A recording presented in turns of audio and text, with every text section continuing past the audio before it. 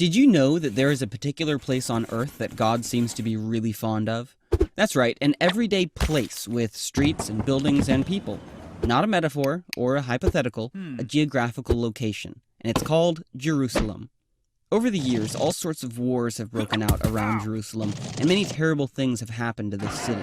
So naturally, many efforts have been made to fix the problems that keep popping up. Like the passing of hundreds of UN resolutions, or awarding the Nobel Peace Prize to Yasser Arafat. Heck, even Bill Clinton tried playing his saxophone when all else failed. But it seems like the more we try to fix things, the worse they become.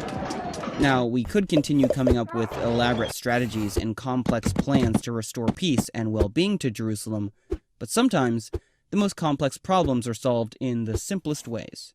So what we decided to do, and what we're asking you to do, is the simplest thing anybody possibly could do.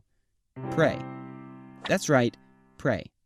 You might be thinking, well, I live in Ireland or New Zealand or Nebraska. Why should I pray for a city I've never been to? Well, to give credit where credit is due, the idea has been around for a while, and it turns out we're actually commanded to pray for Jerusalem. See, we told you God was fond of them. And then there's always the possibility that praying for peace and goodwill is always the right thing to do. Now, we thought that praying for the peace of Jerusalem might sound complicated or like a lot of work, so we had the bright idea of starting small and keeping it super simple.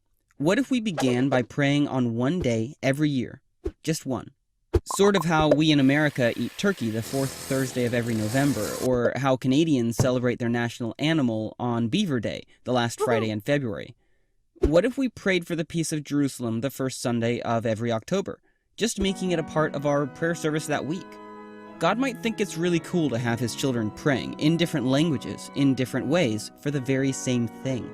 And while some remain skeptical that prayer makes a difference, hundreds of thousands have already committed to pray for the peace of Jerusalem this one day a year. Who knows? Maybe prayer will remind us that we're not in charge of the world to begin with. Or maybe prayer will move God's heart to do something wonderful in Jerusalem. Or maybe, just maybe, prayer will change us. Let's find out.